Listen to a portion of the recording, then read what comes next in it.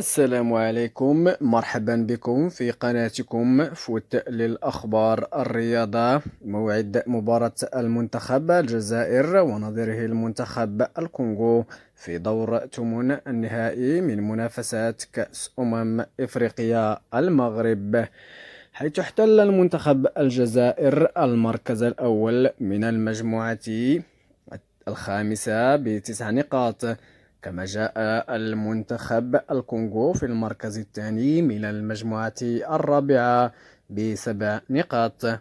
حيث ستقام هذه المباراة في المركب مولاي الحسن في مدينة الرباط يوم الثلاثاء المقبل على الساعة 5 مساء بتوقيت المغرب والجزائر على قنواتكم بين سبورت. من التعليق حفيظ الدراجي.